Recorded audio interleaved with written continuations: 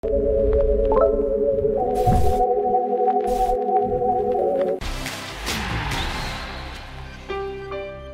s'est installé dans la moitié de terrain lucernoise. Poitiers encore peut-être pour un centre. Le centre de Poitiers, il est bon, il est pour un coup. Première frappe cadrée de Lausanne qui entre bien dans cette partie.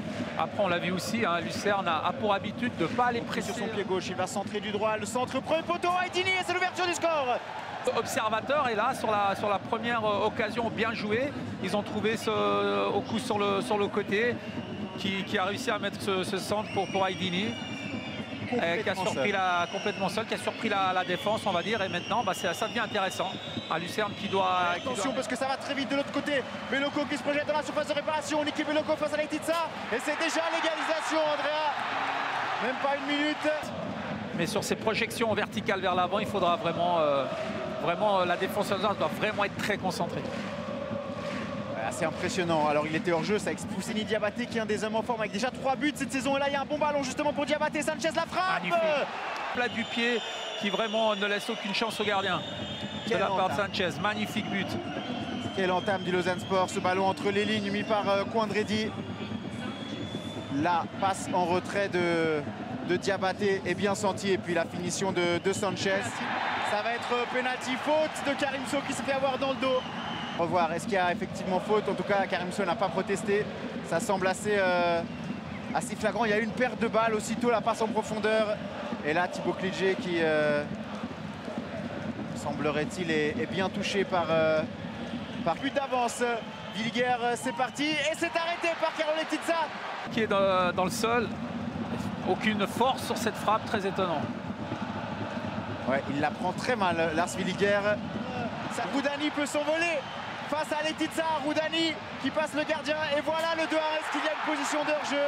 Pour l'instant, rien n'est... Il se fait mal, mais c'est lui qui fait la faute.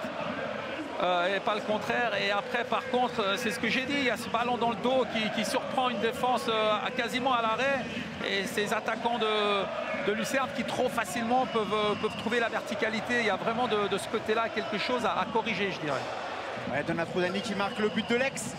On en a parlé, premier but de la saison face à son ancienne équipe dans laquelle il était prêté la saison dernière. Et cette perte de balle parce que Lausanne est aussi capable de faire mal sur ce genre de situation. Alban Aydini, pas loin du 3-1. La passe d'Oku, déjà passeur sur le 1-0. Et là, il a manqué que quelques centimètres à Alban Aydini. Ça a été touché, la déviation décisive probablement de Pascal Loretz. C'est vraiment un match pour l'instant où les... Diabaté, le ballon est long au deuxième poteau pour Roach. Roach qui arrive à toucher, mais c'est capté dans le seul. On revoit au deuxième poteau le centre de Diabaté. La tête de Roach. Et ensuite, le ballon capté par Loretz. Et on voit au coup sur lequel vient s'appuyer Dorn. Il a l'air de tomber quand même facilement. Je pense pas qu'il... Et ça permet de faire passer le temps.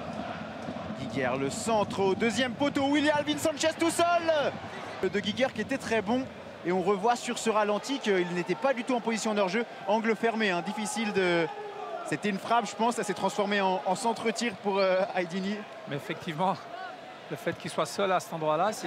Pourquoi pas, avec ici un bon ballon de Poitiers, le centre jusqu'à Teddy Oku. Oku dans la surface de réparation. Oku qui va armer une frappe. Elle est contrée pour le LS. Peut-être qu'Oku aurait pu avoir un peu plus de spontanéité. En profondeur justement à son tour. Alvin Sanchez face à Knežević, il le prend de vitesse. Sanchez, la frappe du gauche. C'est le poteau, mais c'est vrai qu'on a mal vu depuis notre position. Ouais, c'est le poteau, c'est le poteau, c'est le poteau. Ben oui. Il a bien failli surprendre Pascal Loretz sur son face à Otiger. Diabaté qui se remet sur son pied droit. Le passement de jambe, la frappe du gauche. Il a tout fait tout seul, c'était bien, on va dire, avec le temps additionnel. Et le LS pourra ramener une victoire de la Swiss Arena. Attention! Est-ce qu'il y a l'égalisation juste derrière? Et c'est Winkler qui se retrouve au bon endroit au bon moment. On parlait justement de ce quart d'heure à tenir. Et ils se sont fait avoir par-dessus la défense, passe en retrait. Un schéma qu'on a beaucoup vu en première mi-temps, Andrea, et qui ça ressort sur Caraco qui va à nouveau tenter sa chance. La frappe de Caraco qui termine. Je l'ai vu en pleine lucarne. Mais on est quand même assez loin du but de Lucerne. Pas tant que ça sur le ralenti. L'enroulé du Lausannois qui passe. Et c'est terminé. C'est terminé, match nul entre Lucerne et le Lausanne Sport. Lausanne qui a très rapidement mené 2-0. Il y a eu un pénalty manqué par Williger. Il y a eu la réduction de l'écart de Roudani en deuxième mi-temps. Le LS qui a eu plusieurs fois la balle de 3-1. Finalement qui concède le nul, Andrea. Clique ici pour t'abonner et rejoins l'aventure LS.